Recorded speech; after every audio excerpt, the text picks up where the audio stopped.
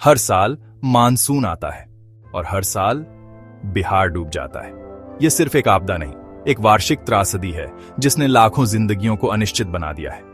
सवाल यह नहीं कि बाढ़ क्यों आई, सवाल यह है कि हर साल क्यों आती है और इस चक्र को कब तोड़ा जाएगा। हर घर में उम्मीद भी है और थकान भी। हर चेहरे पर वही सवाल, यह कहानी कोसी, गंडक और बागमती की है और हमारे फैसलों की भी। मिलिए रामूलाल के परिवार से। यह उनका घर था, अब यह एक द्वीप है। हर साल बाढ़ इन्हें बेघर करती है और हर साल ये लौटते हैं। हम क्या करें, जमीन यही है, नदी मां है लेकिन गुस्से में, डरते हैं पर जाते नहीं बन पाता। बिहार का 76% से ज्यादा हिस्सा बाढ़ की चपेट में है, लेकिन यह सिर्फ पानी नहीं, ये टूटी उम्मीदें और अधूरे सपने हैं। तो इस त्रासदी की जड़ कहां है? यह समस्या हजारों किलोमीटर दूर हिमालय से शुरू होती है। नेपाल में जब मूसलाधार बारिश होती है तो युवा पहाड़ों से पानी बेकाबू होकर बिहार के मैदानों की ओर भागता है। कोसी, गंडक, बागमती, इनका विशाल जलग्रहण क्षेत्र पानी को सीधे हमारे गांवों तक लाता है। ये नदियां अपने साथ लाती हैं विशाल मात्रा में गाद, मिट्टी का मलबा। जब नदी मैदानों में धीमी होती है तो यह गाद नीचे जमा हो जाती है। यह एक प्राकृतिक प्रक्रिया है, लेकिन इंसानी हस्तक्षेप ने इसे तेज कर दिया है। नदी का तल हर साल 5-10 सेमी ऊपर उठ रहा है, यानी नदी अब आसपास की जमीन से ज्यादा ऊंचाई पर बहती है। ऊंचे तल पर बहती नदी जोखिम का नया रूप है। अब आते हैं उस समाधान पर जो समस्या बन गया, तटबंध। 50 साल पहले बाढ़ से बचने के लिए तटबंध बनाए गए, लगा था नदी को बांध देंगे। लेकिन यही समाधान अब सबसे बड़ी समस्या बन गया है।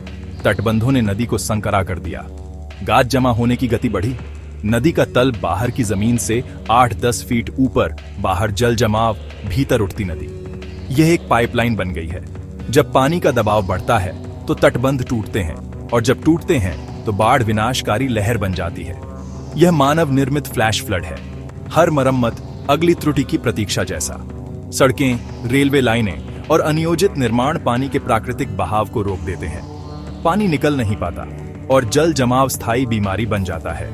संकीर्ण चैनल में तेज प्रवाह, ज्यादा गाद, तटबंधों के भीतर तल ऊपर उठता है और ब्रेक पर तबाही तय होती है। साल भर पानी रहता है, खेती कब करें, सड़क बांध जैसा बन गया है।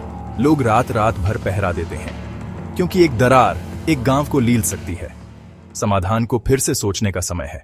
सवाल यह नहीं कि पैसा खर्च नहीं हुआ, अरबों रुपये खर्च हुए हैं, लेकिन क्या हम सही दिशा में काम कर रहे हैं?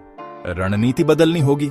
बाढ़ प्रबंधन के 2 रास्ते हैं, 1 कंक्रीट के निर्माण और 2 प्रकृति को समझना।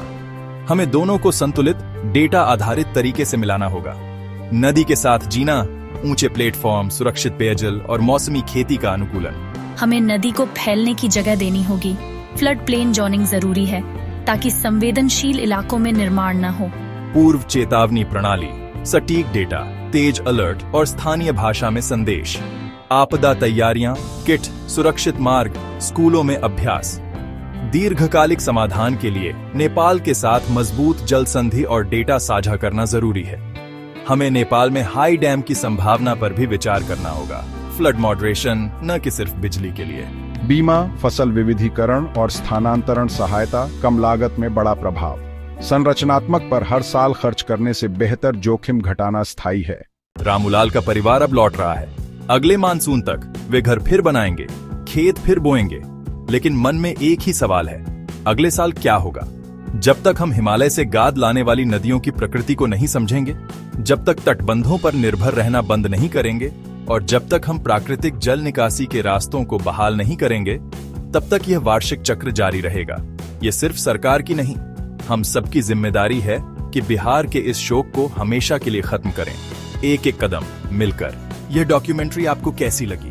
अपनी राय कमेंट में बताइए और इस मुद्दे को और लोगों तक पहुंचाने के लिए शेयर कीजिए। सब्सक्राइब करिए ताकि अगली कड़ी में हम समाधान को और गहराई से समझें।